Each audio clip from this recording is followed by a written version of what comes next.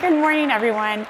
It's really an honor for me to be here, and I'm grateful to be sharing the stage with Tamar, Jason, and Pedro, and really excited to learn more about their amazing work.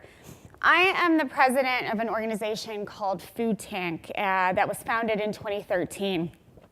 And our mission is really to highlight the parts of the food system that are working on the ground, to give exposure to innovations and the individuals creating them so a wider audience of funders, investors, policymakers, businesses, farmers, and eaters can know more about the many positive changes that are happening all over the globe. I've had this extraordinary opportunity and honor to do research, visit, and listen to people in 70+ countries around the world, interviewing hundreds and hundreds of farmers and other stakeholders, and hear directly from them what innovations and practices deserve more attention, more research, and ultimately more funding and investment. In addition to publishing articles daily on our website and producing research papers on things like the importance of family farmers worldwide, issues of true cost accounting in the food system, and other topics, we've decided that convening is a big part of our work. For a small NGO, and I heard some interesting remarks about NGOs and nonprofits in one of the breakout sessions yesterday, we have a pretty big voice. We're reaching about 350,000 people weekly with our newsletter, and we have about 1 million followers across all of our social media networks. And we use this voice to create a platform for sharing ideas, discussing ways to overcome obstacles across the food system, and again, really tell the stories that are less often heard. Stories from farmers and farm workers, from researchers and economists, from agronomists, from youth groups and from women's groups, from government leaders and elders, and from regular eaters like you and me and the 7 billion of us who eat every day. The idea of eating ecologically, which is the big question that we're being asked on this panel, I don't think can be framed as bad versus good or organic versus non-organic or organic.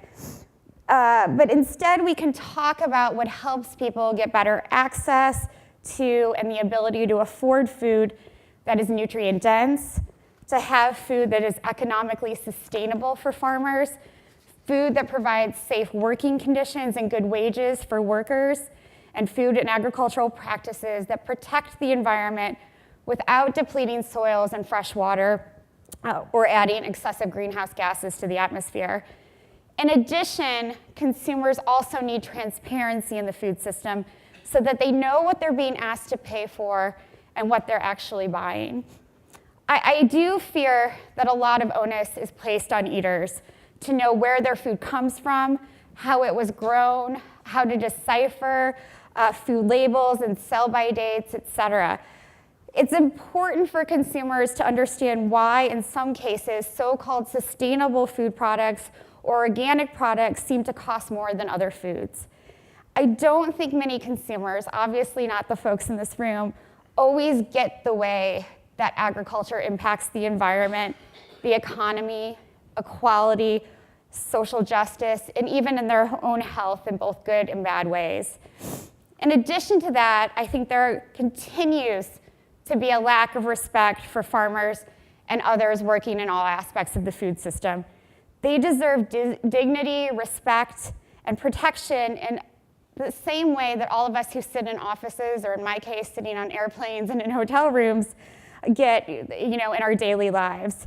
Unfortunately, the overriding paradigm for a long time from well-meaning development groups and others has been to go into communities and tell farmers what they need, whether it's genetically engineered seeds or wells or other infrastructure, instead of asking what those communities actually want and need for themselves.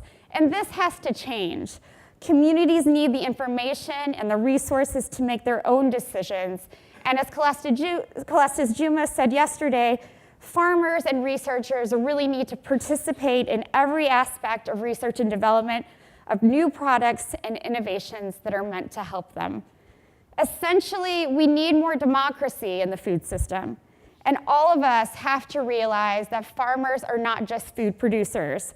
They're businesswomen and businessmen, inventors and innovators, teachers sharing their practices and their knowledge, and they can be stewards of the land who are rarely recognized for the ecosystem services they provide that benefit us all. I also think that most of us understand that the newest, fanciest technologies aren't always the most appropriate technologies. Sometimes it's seemingly simple infrastructure like better roads or cooling centers for milk and produce, or low-cost post-harvest waste reducing technologies like cutting the tops off sweet potatoes before they are stored that can have the most bang for the buck.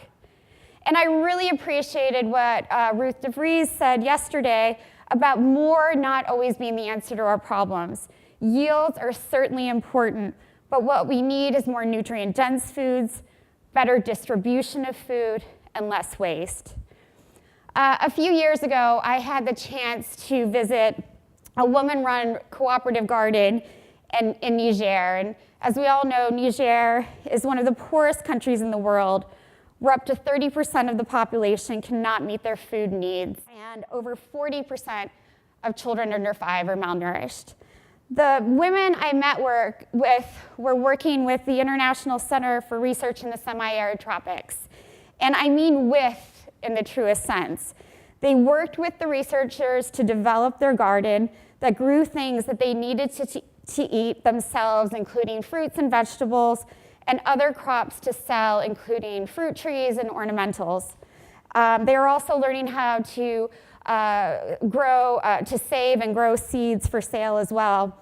They're using solar drip irrigation to water their crops. They're growing a variety of indigenous crops that can be more resistant to pests and disease and more resilient to high temperatures. And they're learning skills like becoming their own engineers and learning how to repair the pumps and the hoses that they're using. They're also learning how to be part of a cooperative and learning leadership skills. They feel that dignity and respect that I spoke about earlier. And the cooperation is an innovation in both tangible and intangible ways that cannot be undervalued. Before they started the garden, these women were making about $1 per day. Today, they're making about $5 per day, which is still not a lot for most of us. But when I asked them through the translator how working together and the garden had impacted their lives, they told me things like, my children eat better foods now. I was able to buy a bicycle for my husband so he could get to his plot of land more easily. And I'm fatter now, which struck me as really interesting because these women are by no means fat. They're just way healthier. I've been showing these slides of women farmers because I think they're often forgotten in these sorts of discussions. They make up about 43% of the global agricultural labor force worldwide, and in some countries make up to 70% of all farmers. Yet they lack access to resources, including land, extension and education services, inputs, banking and financial services, and other resources just because they're women.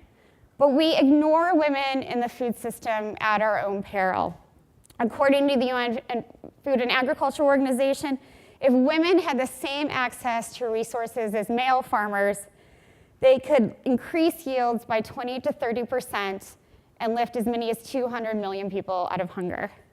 This is what sustainability in the food system looks like, at least from my perspective. It's when women who are making almost no income are now able to feed their families and pass on leadership skills to their children. It's using indigenous knowledge combined with useful technologies to grow more and better food. It's creating a project that can be replicated and scaled out and scaled up in different areas. And it's finding ways to protect the environment that don't undermine people's livelihoods. I think I'll stop there. It's been a pleasure talking to you all, and I look forward to your questions and the continued discussion. Thank you.